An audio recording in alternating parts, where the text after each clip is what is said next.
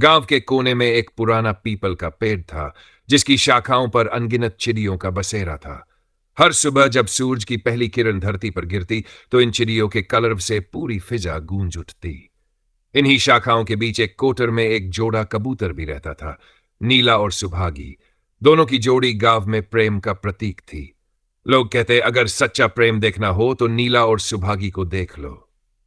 नई जिंदगी की शुरुआत। कुछ दिनों पहले ही सुभागी ने 2 अंडे दिए थे।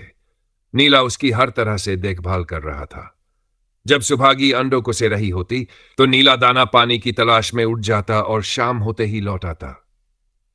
दोनों की आंखों में अपने बच्चों को देखने की बेसब्री थी। और फिर वह दिन आ गया।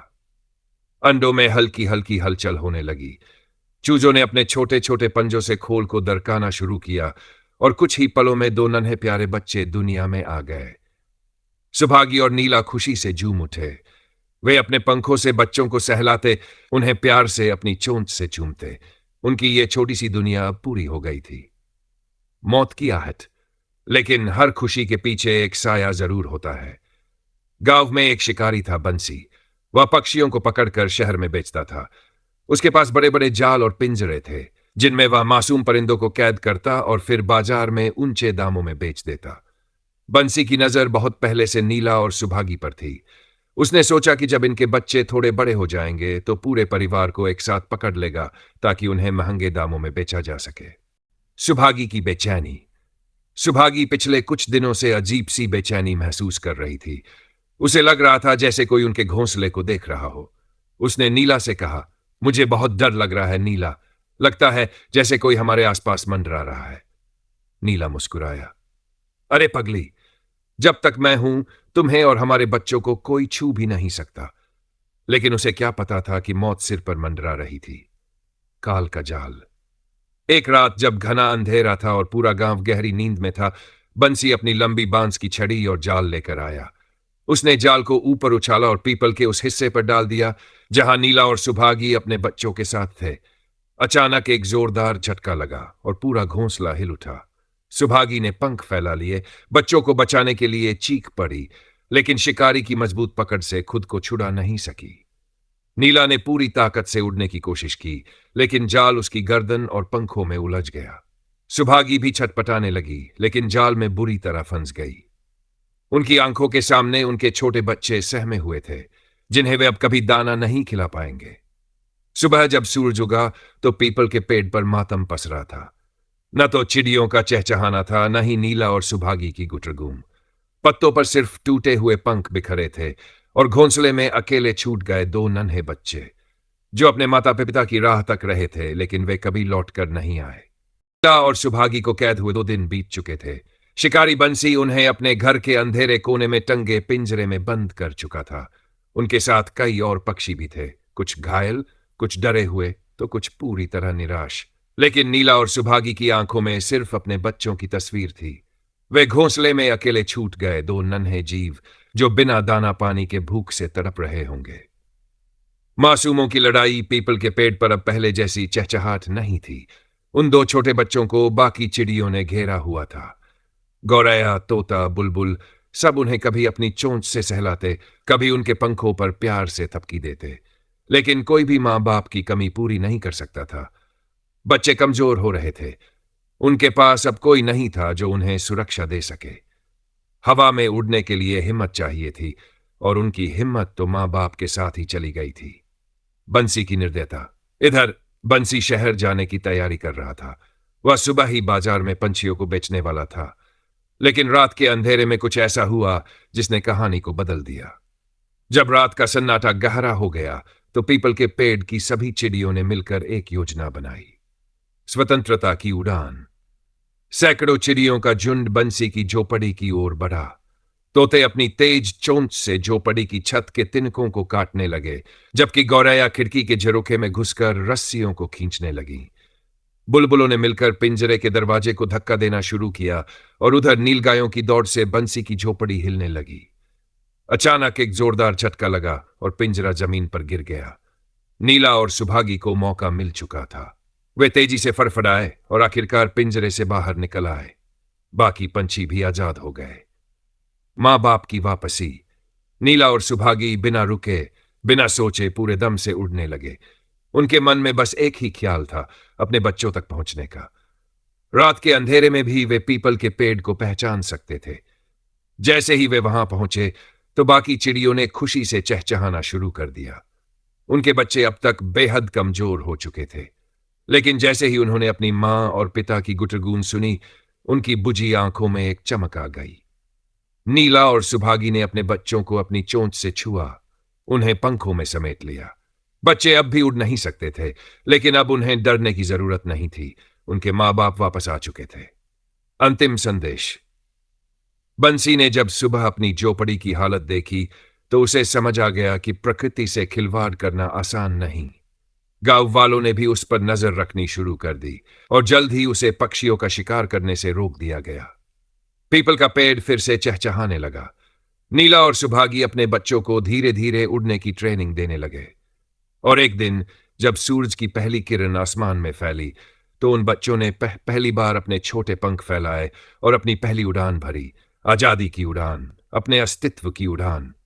नीला और सुभागी अपने बच्चों को उड़ना सिखाने में लगे रहे। उनकी नन्ही चोंचों में अब पहले जैसी मासूमियत नहीं रही थी, अब वहां आत्मनिर्भरता की झलक थी। वे अब अपनी मां बाप की तरह खुद दाना पानी तलाश सकते थे। एक दिन सूरज की पहली किरण के साथ वे दोनों बच्चे नीला और सुभागी के साथ पीपल की ऊंची शाखा पर बैठे थे। नीला ने प्यार से कहा, अब तुम्हें अपनी दुनिया में उड़ना होगा। बच्चों ने डर कर मां की ओर देखा। सुभागी मुस्कुराई और धीरे से उनके पंख सहलाए। हमेशा याद रखना, पंखों का असली सुख उड़ने में है और उड़ना सीखने के लिए गिरना जरूरी है। पहली उड़ान।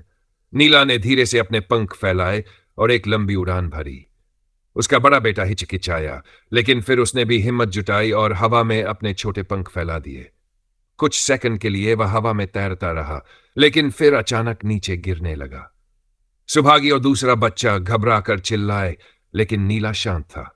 गिरने दो, ये अपने आप संभल जाएगा। बिल्कुल वैसे ही जैसे किसी मां बाप को अपने बच्चे पर भरोसा होता है कि वह जिंदगी में खुद रास्ता बनाएगा। और ठीक ऐसा ही हुआ। जैसे ही वह जमीन के करीब आया, उसने अपने पंखों को और तेजी से फड़फड़ाया और एक झटके में फिर ऊपर उठ गया। अब बारी दूसरे बच्चे की थी। उसने बिना किसी हिचकिचाहट के छलांग लगा दी और हवा में अपने पंखों को पूरी ताकत से हिलाने लगा। सुभागी की आंखों में गर्व के आंसू थे। उनके बच्चे अब आसमान के राजा बन चुके थे। विदाई का समय। कुछ दिनों बाद नीला और सुभागी ने देखा कि उनके बच्चे अब निडर होकर उड़ते हैं। वे नए जंगलों की ओर जाने लगे थे, नई दुनिया की खोज में। फिर एक सुबह जब सूरज हल्की गुलाबी आभा में था, दोनों बच्चों ने अपनी आखिरी उड़ान भरी और एक नए सफर की ओर बढ़ गए। नीला और सुभागी उन्हें जाते हुए देखते रहे जब तक कि वे आसमान में कहीं खो नहीं गए। सुभागी की आंखें नम हो गई। उसने धीरे से नीला से कहा, क्या अब हमारा सफर खत्म? नीला मुस्कुराया और पेड़ की ऊंची शाखा की ओर इशारा करते हुए बोला, नहीं, सफर खत्म नहीं हुआ। यह तो बस एक नई शुरुआत है। और फिर दोनों ने एक साथ अपने पंख फैलाए और सूरज की किरणों की ओर उड़ चले, क्योंकि पंखों की दुनिया में सफर कभी खत्म नहीं होता। नई सुबह, नई उड़ान। नीला और सुभागी अब अकेले थे, लेकिन उनका दिल भारी नहीं था। उन्होंने अपने बच्चों को उड़ना सिखाया, दुनिया में जीने का हुनर दिया। अब वे खुद भी उड़ने के लिए आजाद थे। हर सुबह जब सूरज उगता, वे पीपल की सबसे ऊंची शाखा पर बैठते और दूर आसमान को निहारते। कभी कभी उनकी आंखें अपने बच्चों को खोजतीं, लेकिन फिर वे मुस्कुरा देते। वे जानते थे कि उनके बच्चे अब अपने जीवन के सफर पर निकल चुके हैं। नई जिम्मेदारी। एक दिन जब वे उड़कर तालाब की ओर जा रहे थे, उन्हें झाड़ियों में एक घायल चिड़िया मिली। उसकी एक टांग टूट गई थी और वह बेहोश पड़ी थी। सुभागी ने तुरंत उसे अपनी चोंच से सहारा दिया और नीला ने पास के पेड़ से कुछ सूखे पत्ते उठाकर उसके नीचे बिछा दिए। वे दोनों मिलकर उसकी देखभाल करने लगे, ठीक वैसे ही जैसे कभी अपने बच्चों की थी। धीरे धीरे चिड़िया ठीक होने लगी। कुछ ही दिनों में वह उड़ने के काबिल हो गई।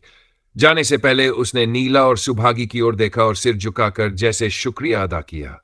फिर वह तेजी से उड़ गई अपनी नई जिंदगी की ओर। नीला मुस्कुराया, हम हमेशा माता पिता ही रहेंगे, चाहे हमारे अपने बच्चे हो या कोई और जिसे हमारी जरूरत हो। प्रेम का असली अर्थ। समय बीतता गया। मौसम बदलते रहे, लेकिन नीला और सुभागी की जोड़ी हमेशा साथ रही। वे एक दूसरे की संगति में खुश थे। एक दिन जब बारिश हो रही थी, सुभागी नीला के पंखों के नीचे सिमट कर बैठी थी। उसने धीरे से कहा, क्या तुमने कभी सोचा है प्रेम का असली अर्थ क्या है? नीला ने हल्की मुस्कान के साथ जवाब दिया, प्रेम वही है जो हमने जिया है, बच्चों को उड़ना सिखाना, दूसरों की मदद करना और उम्र भर एक दूसरे का सहारा बनना। बारिश की बूंदें गिरती रहीं और दोनों अपने पंख फैलाकर उस बारिश को महसूस करते रहे। सफर कभी खत्म नहीं होता। समय के साथ उनकी उड़ान थोड़ी धीमी हो गई थी। पंख अब पहले की तरह तेज नहीं थे, लेकिन दिल में वही जोश था।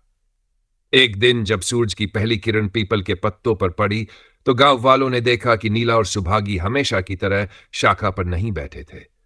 वे जा चुके थे, शायद किसी नई उड़ान पर, किसी नई यात्रा पर। लेकिन जब भी हवा में चिड़ियों की चहचहाहट गूंजती, जब भी कोई नन्हा पक्षी पहली बार उड़ने की कोशिश करता, जब भी कोई घायल चिड़िया मदद पाती, नीला और सुभागी वहीं होते, हर पंख में, हर उड़ान में, क्योंकि प्रेम और उड़ान कभी खत्म नहीं होते।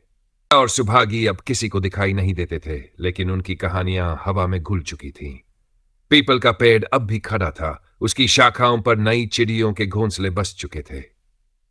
हर सुबह सूरज की पहली किरण के साथ वहां चहचहाट गूंजती, मानो नीला और सुभागी की यादों को दोहराया जा रहा हो।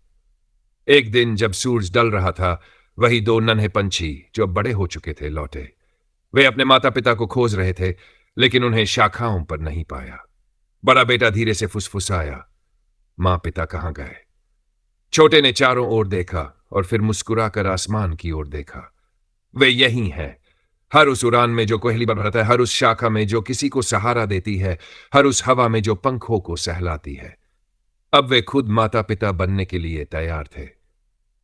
उन्होंने भी अपने छोटे छोटे बच्चों को घोंसले में रखा, दाना पानी जुटाया और जब वक्त आया, उन्हें उड़ने के लिए तैयार किया। और फिर वही हुआ, एक दिन उनके बच्चे भी पहली बार हवा में पंख फैलाकर उड़ चले। सफर चलता रहा, कहानियां आगे बढ़ती रहीं, क्योंकि प्रेम, सीख और उड़ान कभी खत्म नहीं होते, वे बस अगली पीढ़ी में बहते रहते हैं। पीपल के पेड़ पर नई चिड़ियों का बसेरा था। जो बच्चे कभी नीला और सुभागी के स्नेह में पले बड़े थे, वे अब खुद मां बाप बन चुके थे। उन्होंने भी अपने बच्चों को वही सब सिखाया जो कभी उनके माता पिता ने सिखाया था, प्यार, स्वतंत्रता और उड़ान का अर्थ। एक दिन जब सूरज की किरणें धीरे धीरे जमीन पर गिर रही थीं, वही पुराने बच्चे जो अब खुद माता पिता बन चुके थे, अपने नन्हे बच्चों को पहली उड़ान सिखा रहे थे। पीपल की शाखाओं पर हलचल थी। छोटे छोटे पंख डर और उत्साह के बीच झूल रहे थे। मां बाप नीचे खड़े थे, उन्हें देख रहे थे, ठीक वैसे ही जैसे कभी नीला और सुभागी ने उन्हें देखा था। उड़ो मेरे बच्चों, गिरने से मत डरना, गिरना जरूरी है, तभी उड़ना सीखोगे। पहला बच्चा हिचकिचाया, फिर मां बाप की आंखों में भरोसा देखकर उसने छलांग लगा दी। पहले नीचे गिरा, फिर अपने पंखों को जोर से फड़फड़ाया और देखते ही देखते हवा में उठ गया। सभी चिड़ियों की आंखों में गर्व था, एक नई उड़ान जम ले चुकी थी। कहानी का सफर। पीपल का पेड़ अब पहले से भी अधिक हरा भरा था। उसकी शाखाओं पर न जाने कितनी पीढ़ियां आईं और गई, लेकिन हर पीढ़ी ने वही सीखा जो नीला और सुभागी ने सिखाया था। पंखों का असली सुख उड़ान में है, लेकिन उड़ने के लिए हौसला चाहिए।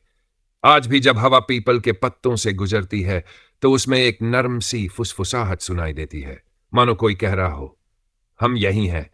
हर उस चिड़िया में जो पहली बार उड़ने की कोशिश करती है, हर उस शाखा में जो किसी को सहारा देती है, हर उस हवा में जो पंखों को सहलाती है। और फिर एक नया सूरज उगता है, नई चिड़ियां जम लेती हैं, नए पंख फैलते हैं और नई उड़ान शुरू होती है। क्योंकि नीला और सुभागी सिर्फ चिड़िया नहीं थे, वे उड़ान की भावना थे, एक ऐसा प्रेम जो कभी खत्म नहीं होता।